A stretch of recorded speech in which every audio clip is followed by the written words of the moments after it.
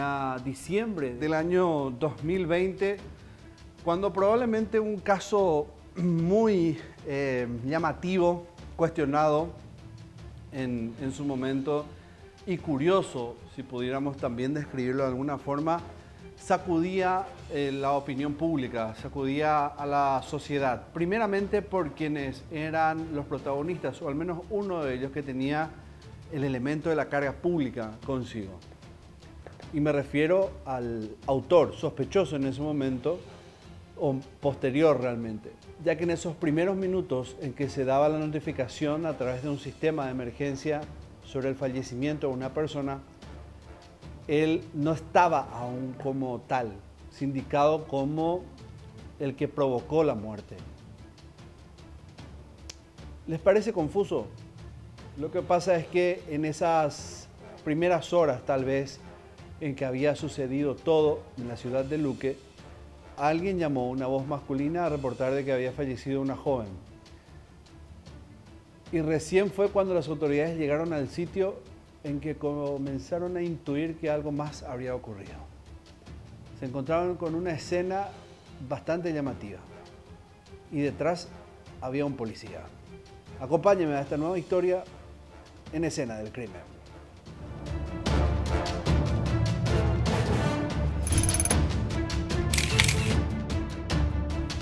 El simulador, para llamarlo de alguna manera, a esto que después se van a enterar por qué, ya que existió algo primeramente que se descubrió como llamativo, al menos en la escena del crimen. Veamos quiénes son los protagonistas antes de ir al detalle de la crónica en aquel momento. La víctima es Luz Verónica Alderete Morel, una mujer de 18 años, bien joven, paraguaya, de profesión estudiante, según la ficha policial, domiciliada en Villa 9 de Marzo, en la ciudad de Luque. El autor es Luis María Rivas Ruiz, la edad de 21 años, también muy joven, de nacionalidad paraguaya, su profesión suboficial de policía, domiciliado en el barrio 9 de Marzo, en la ciudad de Luque. Y ahora vamos a la crónica, primer capítulo. ¿Qué pasó? Ya se iba el año, diciembre del año 2020, cuando también se estaba yendo el día en aquel momento. Era prácticamente la medianoche cuando una llamada alerta a la central de alarmas del sistema 911 de la policía. Una voz masculina asegura que una persona se quitó la vida en una determinada casa en la ciudad de Luque. Este operador de radio activa las alarmas correspondientes a la policía local y a su vez al fiscal de turno para que puedan acudir al sitio. Es que es parte del protocolo hacerlo de esa manera, ir a levantar acta de todo lo sucedido. Sin embargo, lo que sucedería cuando llegaran las autoridades al sitio es que todo lo que relataba aquel testigo de lo que supuestamente sucedió no cuadraría. Algo estaba mal. Esto pasó.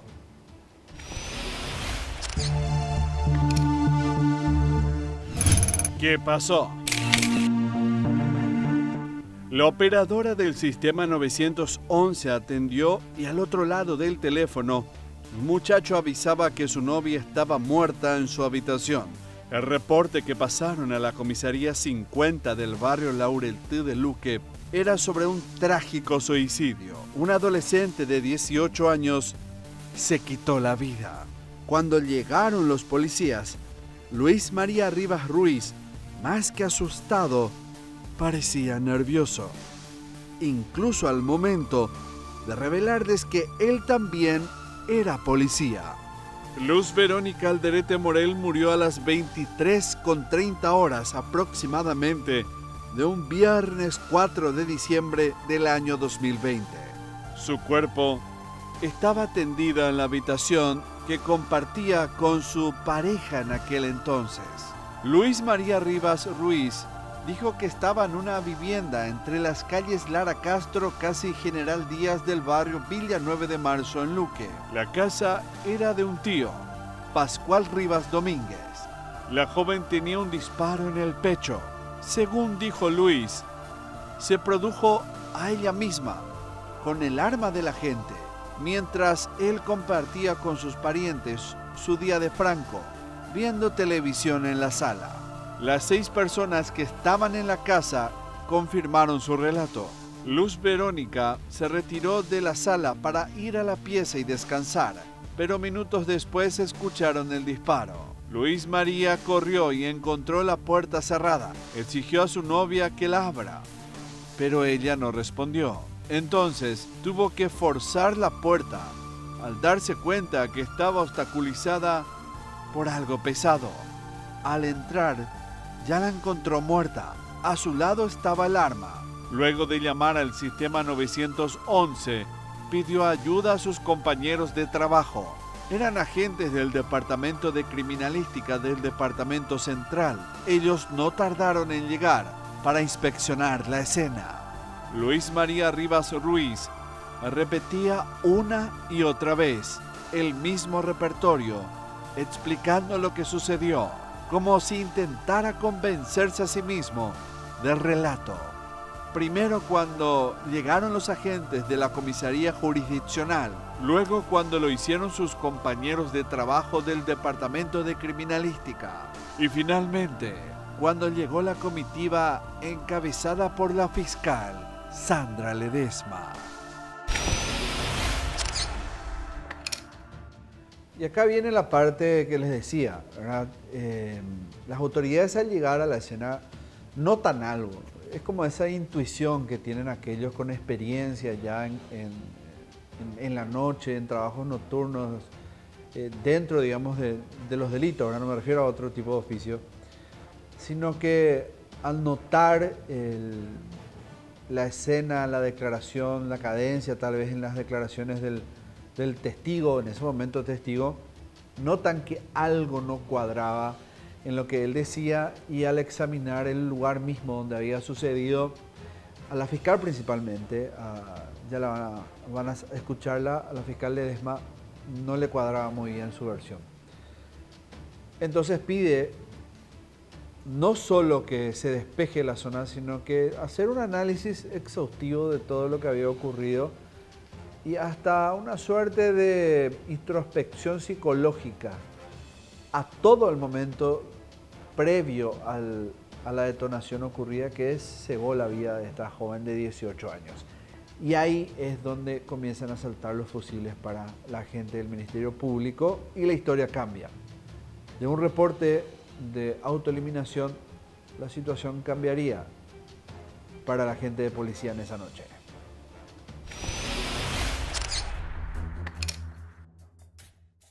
Escena modificada. Una extraña sensación sintió la fiscal Sandra Ledesma al ingresar a la habitación en la que Luz Verónica Alderete y Luis María Rivas vivían desde hacía algunos meses. Ella todavía no les había convocado, pero los agentes de criminalística ya estaban en el lugar recogiendo evidencias, tocando todo, moviendo de un lugar a otro. Me llamó la atención porque siempre y en todos los casos, siempre se le llama primero al fiscal y siempre en todos los casos donde hay un homicidio doloso, un homicidio culposo, llega último criminalística. En este caso, cuando nosotros llegamos, porque la casa es cerca de la fiscalía, y nosotros estábamos trabajando esa noche, me recuerdo que hacía mucho frío y llovía. Nosotros estábamos todavía en la fiscalía por un caso de abuso. Nosotros llegamos inmediatamente, nos vamos al lugar de los hechos. Sin embargo, ya había lleno de efectivos policiales en el lugar, que eran justamente personas de criminalística y de investigación de delitos de la Policía Nacional. Cosa que nos llamó también la atención, porque investigación de delitos tampoco nunca es fácil, no es convocado. Entonces ahí es donde yo pregunto dónde está el cadáver, entro, pregunto por qué había tanta gente. No, nosotros nos convocaron, pero ¿quién les convocó? Pregunto. No, y lo que pasa que el que denunció el suicidio es efectivo policial de investigación de delitos. Dije yo. Entonces me llama la atención tanta efectividad y tampoco me gusta que haya desigualdades, porque se supone que todos los hechos deberían de ser los primeros en llegar. El procedimiento quedó a cargo exclusivamente de los forenses del Ministerio Público y Luis María parecía estar cada vez más nervioso. El policía de 21 años iba cambiando su versión. Luis María sostenía que estuvo viendo la tele, pero aseguraba que no recordaba qué programa estaba viendo. Entre sus parientes, todos tenían una versión distinta. La fiscal los separó de todos y ordenó que se le tomaran muestras de las manos, tanto a él como a su novia, porque el arma no estaba cerca del cuerpo, sino sobre la cama. Observo que la ventana estaba abierta, el cadáver recostado por la puerta, entonces y el arma en la cama. La distancia del arma con el cadáver era una distancia imposible para un suicidio.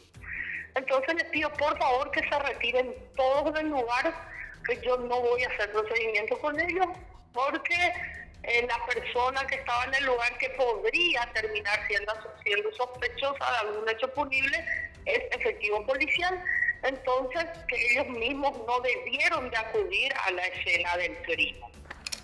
El director de la investigación es el Ministerio Público, debieron de esperar que yo llegue y que yo decida si iba a convocar o no a la Policía Nacional.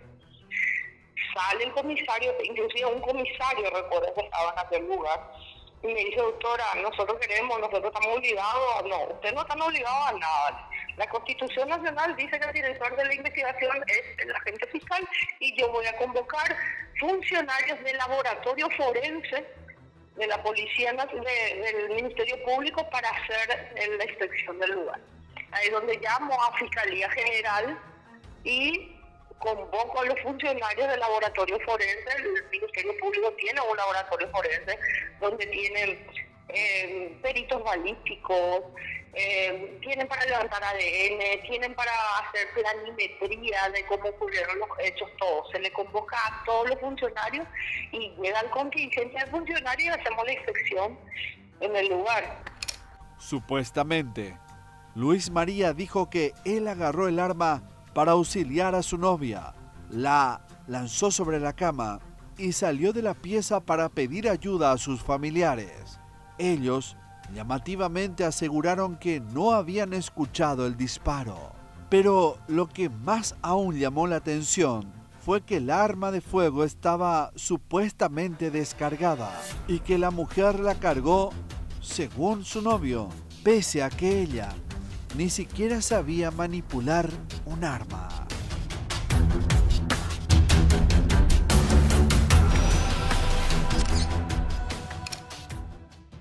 Y ahora vamos a examinar en heridas que hablan lo que había reportado el médico forense ya también post evento en la escena del crimen donde se constituyó la fiscal. Lo que dice parte del reporte periodístico y también forense es: un disparo de arma de fuego en el tórax con orificio de entrada en el lado izquierdo del pecho y de salida de izquierda a derecha, claro, presentaba el cuerpo de Luz Verónica Alderete Morel. Lo que está diciendo es que la trayectoria del disparo era de izquierda a derecha, según esta descripción. La historia de Luis María llamaba la atención de todos los agentes del Ministerio Público porque no coincidía con lo que encontraron en la escena del crimen, especialmente respecto al lugar donde recibió el impacto la joven, el disparo. En el lado izquierdo del pecho, recordando un poco dónde lo había recibido, teniendo en cuenta que ella era diestra, es decir, se supone que tendría que ser del lado contrario. El cuerpo fue encontrado muy cerca de la puerta, lo que a primera vista dio la impresión de que intentaba salir de la habitación, intentaba huir. El proyectil que le sacó la vida pertenecía a una pistola calibre 9 milímetros, arma, por cierto, reglamentaria de la Policía Nacional, encontrada en la cama, no al lado o cerca del cuerpo. Estaba en otro lugar. ¿Cómo tendría que haber sido en el caso de un suicidio? Se supone que si es un caso de autoeliminación, haciendo una suposición de lo que había sucedido, si era diestra, se disparó del lado izquierdo, tuvo que haberse quedado en ese mismo lugar con el arma en la mano, ya sea sobre su cuerpo mismo o a un costado de su cuerpo, y esto no era así. Su muerte fue diagnosticada como shock hipovolémico por disparo de arma de fuego y el proyectil que atravesó su cuerpo perforó importantes órganos y arterias coronarias, y en cuanto al órgano habla del pulmón, ocasionando su muerte de manera casi instantánea, es lo que básicamente dice el reporte forense y periodístico de aquel momento, aquel 2020. Bueno, con esto, técnica y forense, ya está la duda sembrada dentro de la escena misma del crimen y va directamente a apuntar al suboficial de policía. ¿Qué iba a hacer la fiscal de Luque, la ciudad de Luque en aquel momento, teniendo en cuenta que el único en la escena era este suboficial de policía? Él mismo fue el que llamó al sistema 911 pidiendo asistencia y fue el que recibió a las autoridades. Lo vamos a ver a la vuelta de esta pausa. Hoy la historia es el simulador, un agente de policía de unos 20 y pico de años que había acabado con la vida de su pareja de tan solo 18 años. En un primer momento dijo que fue un suicidio, pero quiso hacerlo parecer así cuando que se trataba de otra cosa. Pausa y ya volvemos.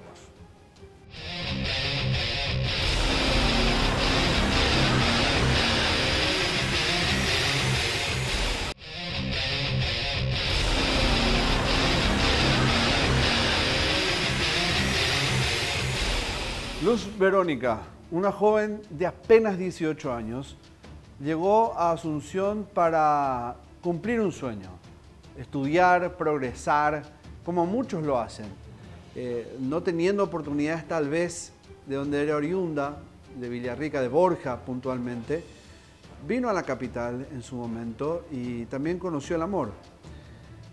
Y justamente fue ese amor el que le arrebató ese sueño. Ella trabajaba para cumplirlo, pero este hombre, de mayor unos años más simplemente, decidió simular su muerte, haciéndolo pasar en un principio como un suicidio. Un hombre con conocimientos, porque se trataba de un suboficial de policía, que si bien le pudo haber jugado un mal paso el hecho de no tener tanta experiencia, fue afortunado, o afortunada en este caso la investigadora, la fiscal, porque eso hizo que haya dejado cabos sueltos.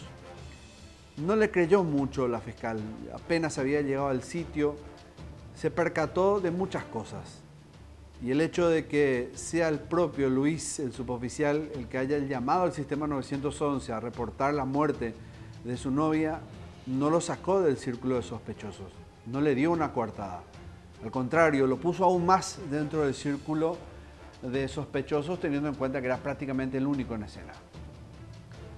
A propósito de esos sueños de Verónica, ¿quién era ella? ¿Qué sabemos de ella? ¿Qué es lo que pudimos recabar de aquellos reportes periodísticos y también de los testimonios de aquel momento?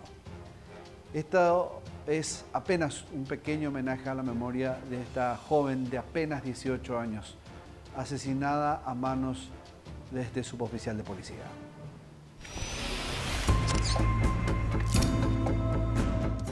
El recuerdo de Luz Verónica. Luz Verónica Alderete Morel nació el 1 de abril del año 2002 en San Rafael del Paraná, en Itapúa, pero desde muy pequeña vivió con su familia en una localidad denominada Yataití, en el distrito de Borja, departamento del Guairá. Cuando murió tenía apenas 18 años y llevaba muy poco tiempo viviendo en las cercanías de la capital del país. Al cumplir la mayoría de edad, la jovencita migró hacia el área metropolitana de Asunción. Cuando hicimos el levantamiento del cadáver, nos sorprendió la belleza de la chica. una hermosa, hermosa. Mira que es muy difícil ver gente, mira que no tenía rasgos de dónde venía o de cómo era. Era una chica muy linda, muy linda.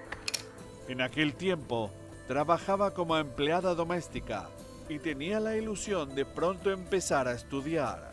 Soñaba convertirse en policía. Justamente así fue que conoció a Luis María Ribat a mediados del mes de junio. Y al poco tiempo fue a vivir con él. Ese muchacho reflejaba mucho de lo que ella también soñaba, porque al igual que ella, dejó su natal pueblo de Caaguazú en busca de cumplir su anhelo de ser policía. Ella justamente vino del interior porque ella prácticamente era una persona de familia demasiado humilde, entonces ella buscaba venir a trabajar para poder pagarse su estudio de poder ingresar en la academia policial. Ella estudiaba también karate. Ella, inclusive los sábados se iba con su uniforme, ella estaba muy feliz porque consiguió trabajo. Era una chica bastante, su patrona le quería muchísimo, le cuidaba muy bien a sus hijos. Justamente fueron las declaraciones que comentaron, pero lloraba mucho, se sentía muy triste. Evidentemente ella tenía ya problemas con su novio. Eso también lo declaró la psicóloga que le atendió a ella antes de que ocurra el hecho en el juicio oral y público, donde ella le comentó a la psicóloga de que su novio era muy celoso. Llevaban apenas algunos meses de novio. Casi 6, indicaron sus familiares a la fiscalía. Cuando por fin Sandra Ledesma pudo contactar con ellos. Al momento del crimen, la fiscal tuvo que pedir ayuda en redes sociales medios de comunicación para contactar con ellos. Así se enteraron por el celular de Luz Verónica cuando desapareció y llamativamente todas sus publicaciones en redes sociales fueron borradas. Yo ordeno que se levante toda la ropa que había en el lugar, toda la ropa de la víctima, la ropa del novio en aquel momento. Y lo que más nos llamó la atención que el celular de la víctima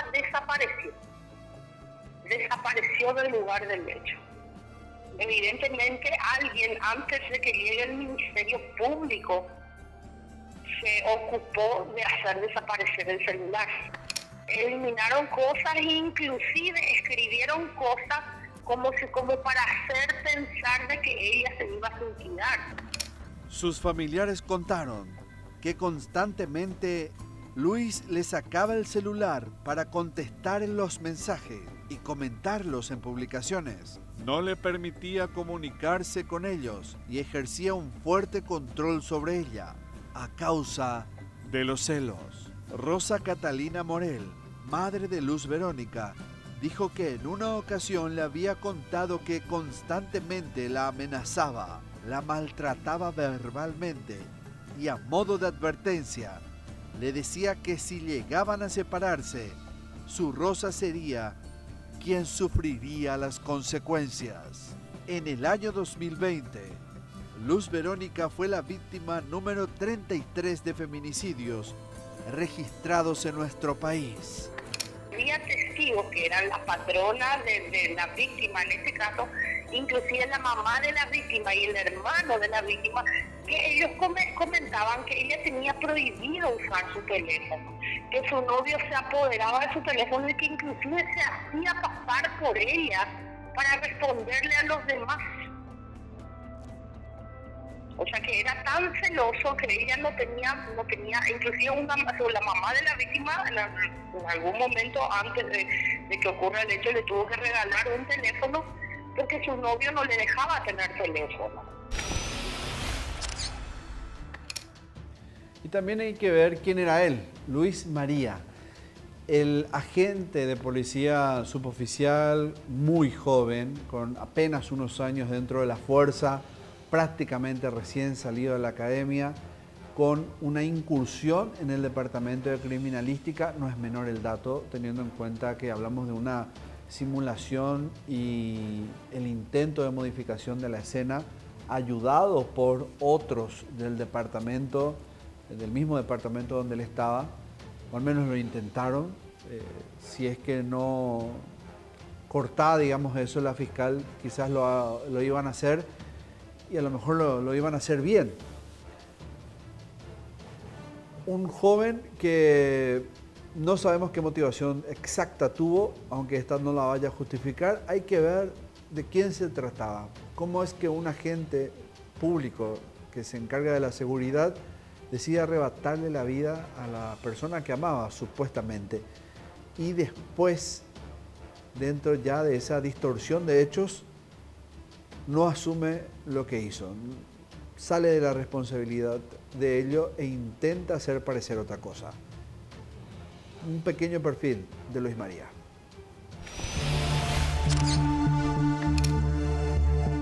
¿Quién era Luis María? Luis María Rivas Ruiz no era un joven que transmitiera a simple vista la imagen de un criminal. A sus 21 años llevaba una vida sacrificada y al mismo tiempo normal. Al terminar sus estudios secundarios, viajó desde su natal Vaquería para aventurarse hacia la capital. Con mucho esfuerzo, realizó el curso de suboficial y en noviembre del año 2019 pasó a formar parte de las filas policiales como uno de los flamantes egresados de la promoción número 47, suboficial inspector póstumo Agustín Duarte Morínigo. Así se llamó el grupo de egresados del Instituto Superior de Educación Policial, ISEPOL. Desde que terminó su carrera, prestaba servicios en el Departamento de Investigación de Delitos para el Departamento de Criminalística, donde constantemente era el encargado de trabajar sobre ella. Vivía en Luque con un tío y otros familiares en una pequeña casa.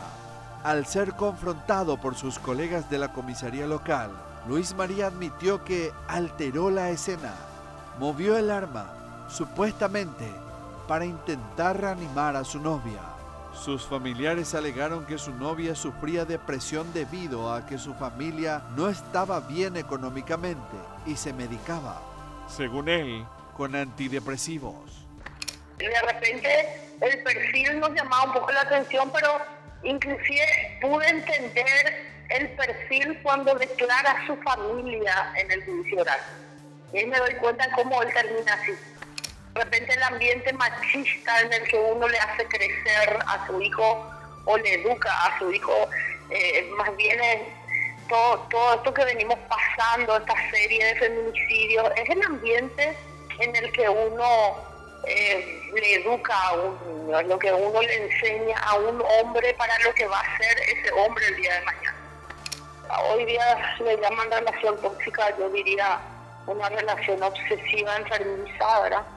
Que lastimosamente los jóvenes de hoy en día no saben manejar y terminan en eso. Y bueno, hay que tener en cuenta también que el victimario, en este caso el acusado, era una persona súper joven, o sea, que preguntabas cómo una persona tan joven puede terminar haciendo esto, ¿verdad? Pero lastimosamente es así. Y muchas veces nos preguntamos por qué, pero sin embargo todo tiene que ver con la familia, ¿verdad?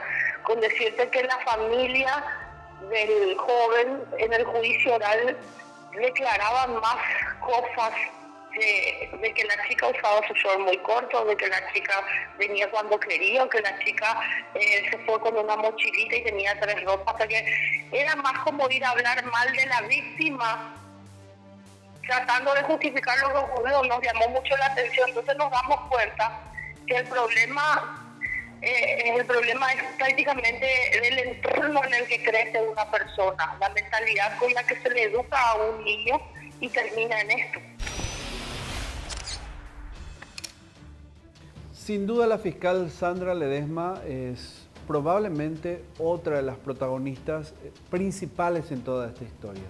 En el capítulo 7 de El Simulador vamos a ver y escuchar, por sobre todo, a un agente fiscal dar detalles muy, muy importantes de todo lo que tuvo que hacer, de enfrentar los trabajos científicos a los que tuvo que recurrir, teniendo en cuenta que no solo enfrentaba un hecho de simulación, sino que tenía que enfrentar a la fuerza, tenía que llevar a un agente de policía, un agente del orden, a juicio, acusarlo por feminicidio y demostrar que todas las pruebas encontradas en el sitio realmente lo ponían a él como el único sospechoso de lo que había ocurrido y no una escena, digamos, de lucha de poderes entre instituciones, por así decirlo de alguna manera. La carrera de Sandra Ledesma en el tiempo por demostrar que lo que estaba diciendo Luis, el agente de policía del suboficial, era mentira. Se estaban cubriendo sus rastros y quería hacer parecer como un suicidio, un homicidio o un feminicidio a pleno.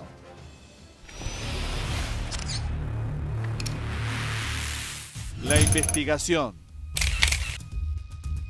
Un arma reglamentaria con doble seguro fue supuestamente la que utilizó Luz Verónica Alderete para sacarse la vida.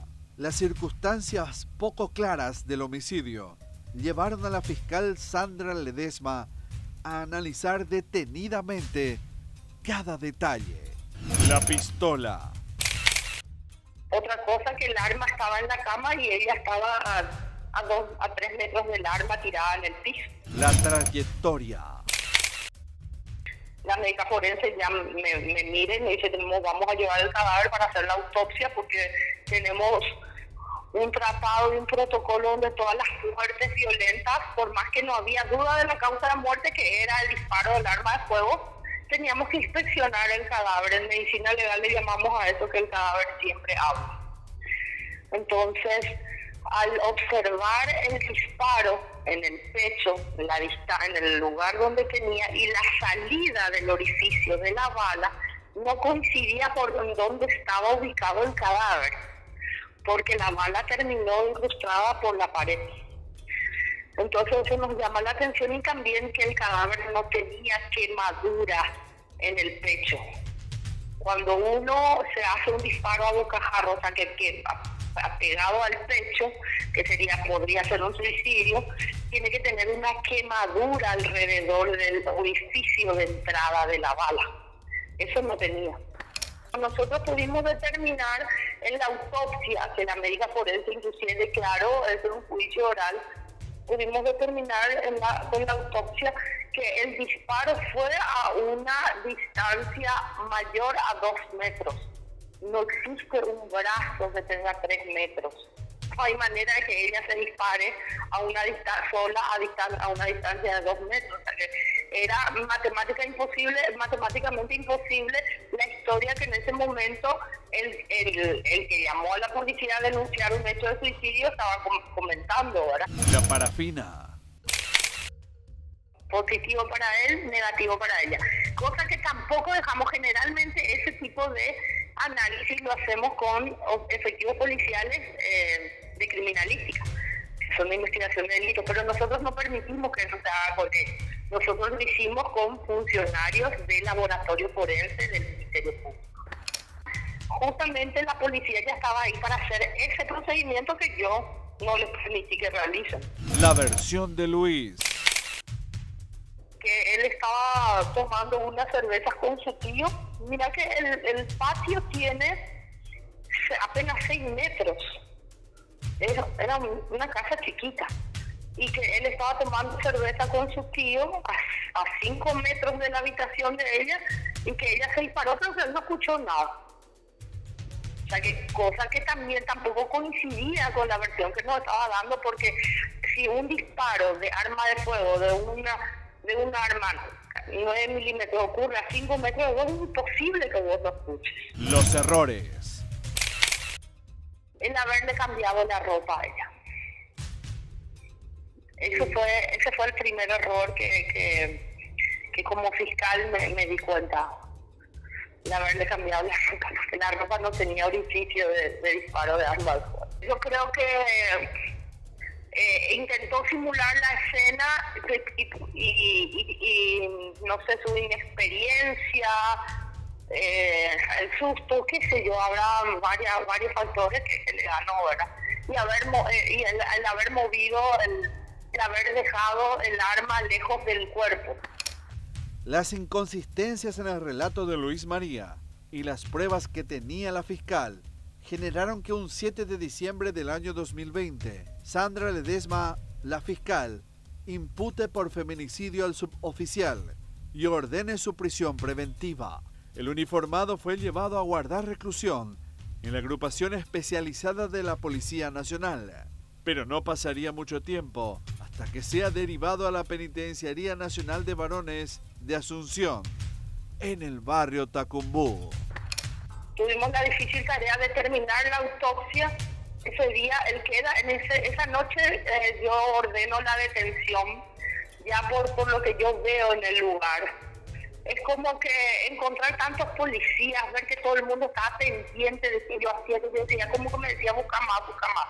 Yo ordeno ya la detención esa noche, hago la autopsia a la mañana y al salir de la autopsia yo tomo la decisión, y ya me corría el plazo, de presentar la imputación por el hecho punible de feminicidio. ¿Por qué llego a la decisión de feminicidio? Porque dialogo en esa mañana, mientras hacía la autopsia, ya los funcionarios le tomaban las declaraciones a los patrones de ella, ellos nos comentaban, inclusive de que él era muy celoso. Ahí ya nos comentaba de que él le sacaba el teléfono. Ahí ya pudimos hablar con la mamá nos comentó de que ella le comentó que ella le quería dejar, pero que él le dijo que si él no era para ella, no era para nadie. Entonces ahí es donde llegamos a la conclusión de un feminicidio con las características del cuerpo, las características de la escena del crimen y las testimoniales que hicimos en esa mañana. Todo eso se hizo en un lapso de 5 o 6 horas.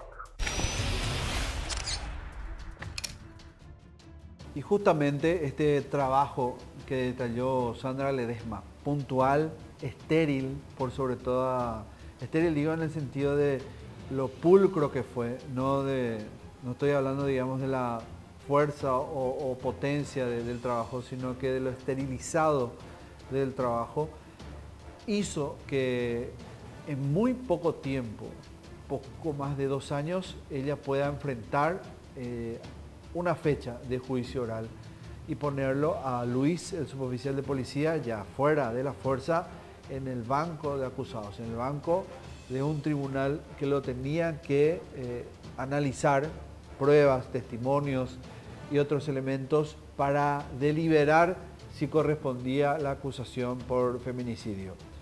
¿Cuántos años? Primeramente, ¿lo encontró culpable? Segundo, ¿cuántos años entendió este tribunal que correspondía, en el caso de ser así, para este agente de policía? El 8º capítulo, la condena.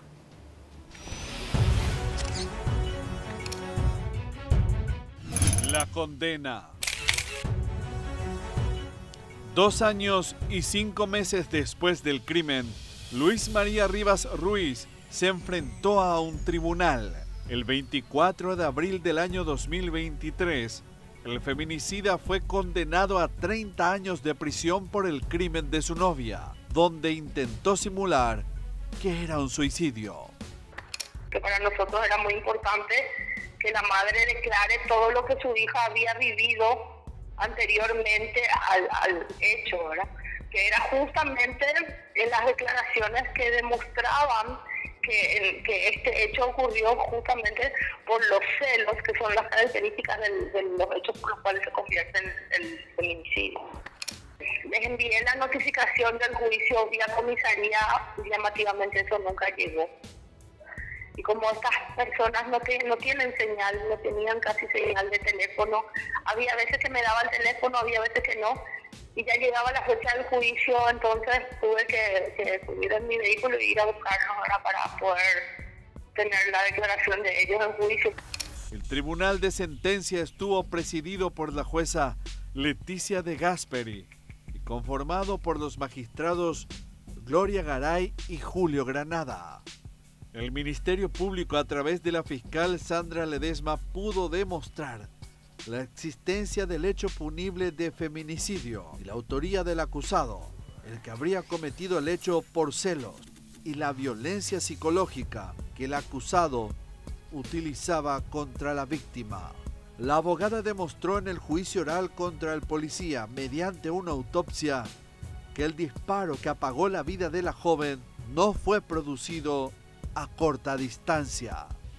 También fue contundente en el resultado de la parafina, la que dio positiva en Luis María en sus manos y negativa en Luz Verónica. La condena fue apelada. Vamos a tener de vuelta él había sido condenado a 30 años. Vamos a tener de vuelta un juicio por la pena, no por quedó firme su culpabilidad, pero vamos a ir de vuelta a una medición de la pena. Vamos a hacer una nueva pausa, la última en escena del crimen, y no todo termina aquí, porque hay un capítulo más para cerrar esta historia y tiene que ver con aquellos que en los primeros capítulos también tuvieron una participación dentro de la escena, prácticamente haciendo lo mismo, los simuladores. Pausa y ya volvemos.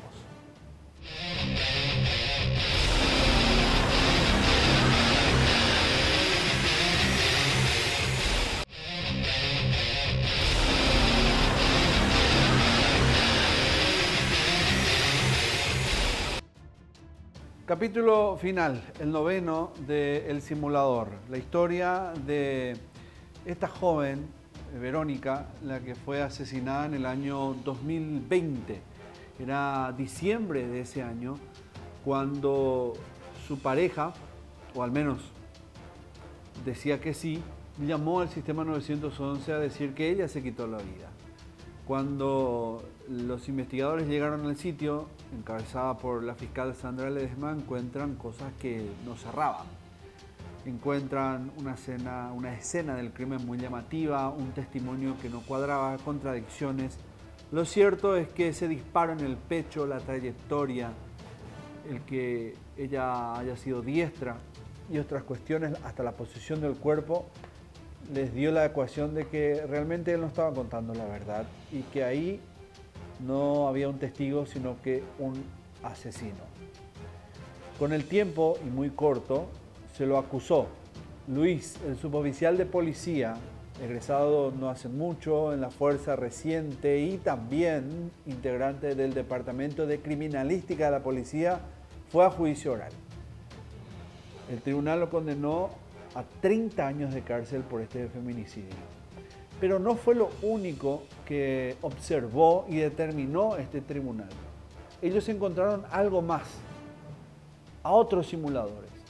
Y estos fueron los familiares o personas cercanas al entorno del suboficial de policía que en aquel momento cuadraron sus declaraciones para favorecerlo. Había más que hacer dentro de esta investigación. Último capítulo.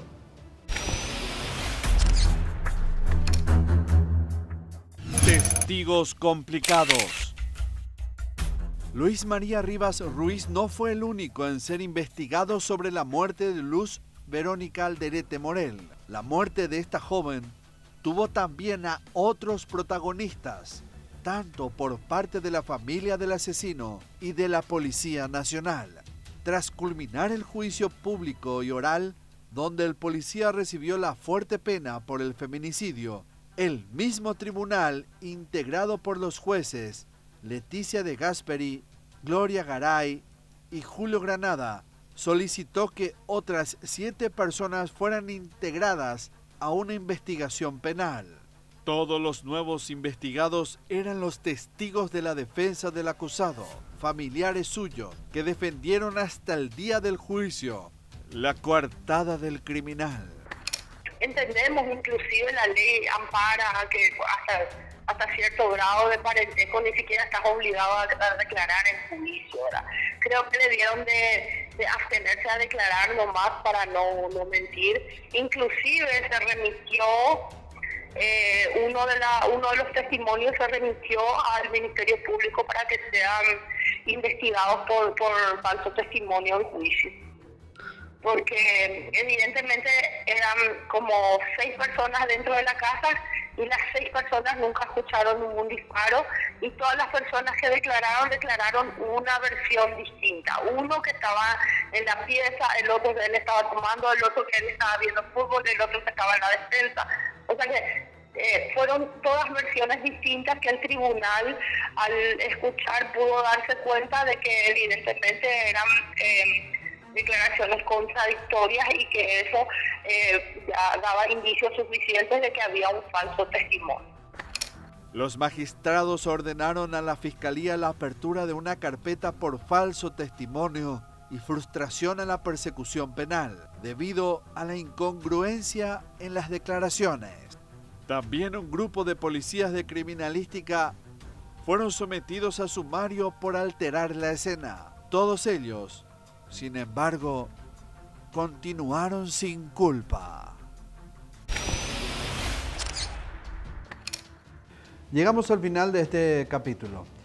Y el simulador es una manera simplemente de metafórica tal vez, o en la literatura de simplemente mostrar cuál fue la intención realmente de este suboficial de policía, porque no simuló absolutamente nada debido a la experiencia y también muy buen labor del Ministerio Público. En esto sí hay que destacarles el trabajo al equipo de la fiscal Ledesma, que notó muy rápidamente que ese lugar no estaba, digamos, pero ni siquiera cerca de la teoría o la coartada que decía Luis, de lo que supuestamente había sucedido. Un agente de policía que no quiero justificar en lo absoluto su acción, ni mucho menos dar ideas erróneas en el concepto que voy a dar, pero tampoco puedo eludir lo que es lógico de sentido común. Su inexperiencia, tanto en la fuerza como en el departamento de criminalística, más el crimen cobarde, sacarle la vida a una persona, hizo que cometiera muchísimos errores en esto, repasando simplemente la posición donde estaba el cuerpo, la posición del arma no estaba junto al cuerpo, la trayectoria del disparo, entre otras tantas cuestiones que después dentro de la ciencia forense se pudo determinar y sirvió como elemento clave para que el Ministerio Público pueda arrimar hasta un tribunal y obtener una condena alta, que nos da el ejemplo muchas veces de cómo un trabajo pulcro se sostiene y es igual de replicable con una buena condena, o una condena que está acorde, digamos, con el hecho. 51 años, salvo que exista algo por el camino, tendría Luis cuando compurgue la totalidad de su pena. Dentro de lo que podríamos presumir, estaría dentro aún de sus facultades físicas y mentales, es lo que uno presume. Sin embargo, Verónica ya no volvería con su familia, no volverá, ¿verdad? Entonces vaya el programa en la memoria de ella para su familia y que sirva de ejemplo de que no existe el crimen perfecto jamás, siempre y cuando existan también voluntades y buenos agentes de investigación. No se olvide que este y todos los capítulos de Escena del Crimen lo van a encontrar en el canal de Unicanal en YouTube. Nos volveremos a encontrar la próxima semana, sábado, siempre a las 22:30 horas y los domingos a las 22. Adiós.